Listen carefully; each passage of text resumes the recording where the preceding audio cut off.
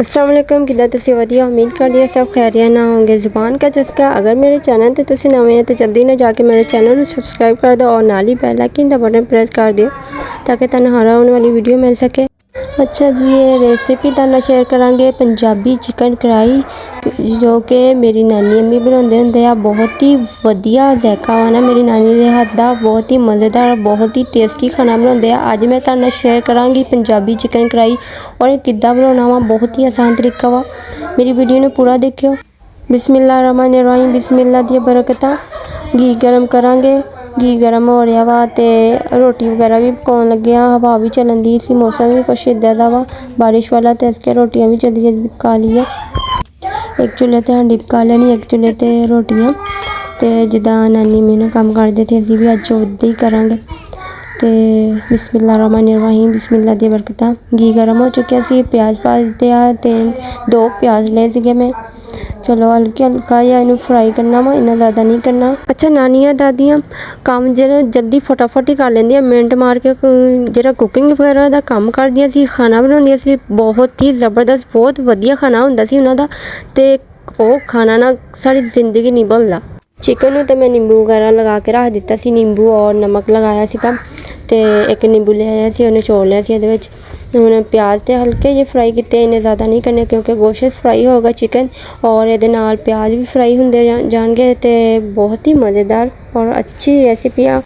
जिन्हों अपनी नानी और दादी दे हाथ दा खाना पसंद आना और जल्दी ने जाके मेरे चैनल को सब्सक्राइब कर दिया और नाल ही बेल आइकन दा बटन प्रेस कर दिया ताकि तुहानू हर आने वाली वीडियो मिल जाया करेगी। और भी बहुत सारे इदां दी तुहानू रेसिपियां दसांगे और बहुत ही मज़ेदार है। नानी अम्मी बहुत ही सोहना खाना बनाते हैं और उन्हां दा हाथ दा जायका माशाल्लाह बहुत ही सोहना। अच्छा जी, चिकन तो फ्राई हो रहा वा और अच्छी तरह फ्राई करना वा। प्याज भी फ्राई हो चुके हैं। चलो जी, चिकन तो फ्राई हो चुका वा और प्याज भी फ्राई हो गया। देख लो कितना अच्छा खुशबू आ रही है, कितनी मज़ेदार आ। थोड़ी जी कढ़ाई जल भी गई है एक साइड तो, पर कोई गल नहीं, आगे एक साइड तो ज़्यादा सी। इहदे विच मैं जीरा पाया वा 1 चम्मच और 1 चम्मच लहसुन दा, इनू मिक्स करांगे।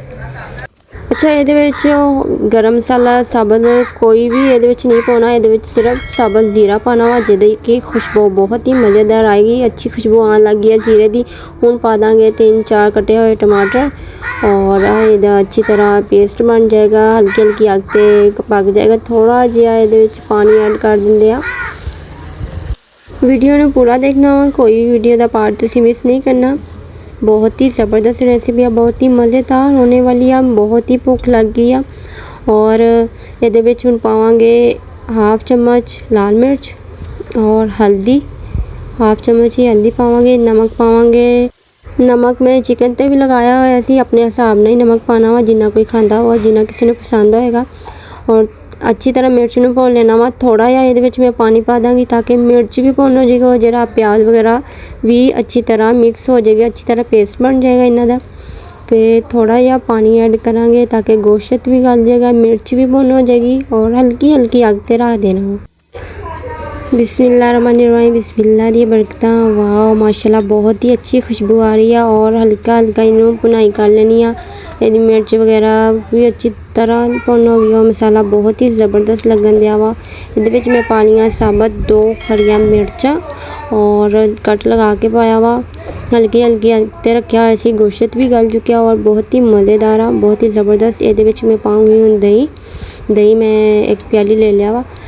ते हुण एक काम और आ, नानी अम्मी इदां करदी हुंदी आ, जिहड़ा दही लगा होया ना इहदे विच थोड़ा जिहा पानी पा के अच्छी तरह मिक्स करके विच पा दांगे। चलो जी, ये नानी अम्मी दा टोटका वा कि चीज़ कोई ज़ाया नहीं करनी।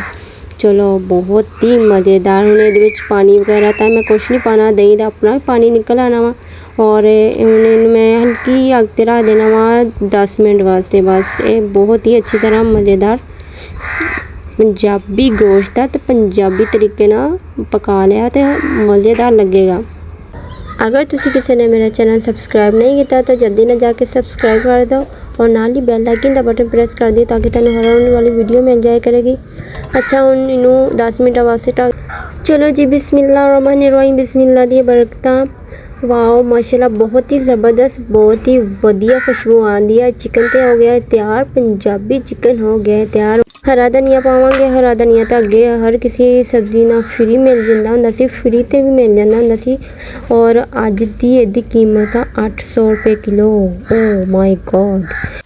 एक चम्मच पाया हुआ गरम मसाला और सूखा धनिया, 1 चम्मच। बहुत ही मज़ेदार रेसिपी है, बहुत ही ज़बरदस्त। हो पंजाबी चिकन हो गया होगा रेडी, बहुत ही मज़ेदार और चकसेदार। उम्मीद करदी है तुहानू भी पसंद आऊगी। मेरे चैनल ਨੂੰ ਸਬਸਕ੍ਰਾਈਬ ਕਰ ਦਿਓ ਔਰ ਨਾਲ ਹੀ ਬੈਲ ਆਈਕਨ ਦਾ ਬਟਨ ਪ੍ਰੈਸ ਕਰ ਦਿਓ ਤਾਂ ਕਿ ਤੁਹਾਨੂੰ ਹਰ ਆਉਣ ਵਾਲੀ ਵੀਡੀਓ ਮਿਲ ਸਕੇ। ਮੈਨੂੰ ਕਮੈਂਟ ਕਰਕੇ ਲਾਜ਼ਮੀ ਦੱਸਿਓ ਤੁਹਾਨੂੰ ਮੇਰੀ ਰੈਸਿਪੀ ਕਿੱਦਾਂ ਦੀ ਲੱਗੀ। ਪੰਜਾਬੀ ਚਿਕਨ ਕੜਾਈ ਬਹੁਤ ਹੀ ਜ਼ਬਰਦਸਤ ਔਰ ਬਹੁਤ ਹੀ ਵਧੀਆ ਵਾ, ਬਹੁਤ ਮਜ਼ੇਦਾਰ ਰੈਸਿਪੀ ਆ, ਤੁਹਾਨੂੰ ਵੀ ਪਸੰਦ ਆਏਗੀ। ਆਪਣਾ ਬਹੁਤ ਸਾਰਾ ਖਿਆਲ ਰੱਖਿਓ। ਅਸੀਂ ਫਿਰ ਮਿਲਾਂਗੇ ਨਵੇਂ ਚਸਕੇ ਦੇ ਨਾਲ, ਨਵੀਂ ਰੈਸਿਪੀ ਦੇ ਨਾਲ। ਓਕੇ, ਅੱਲਾ ਹਾਫਿਜ਼।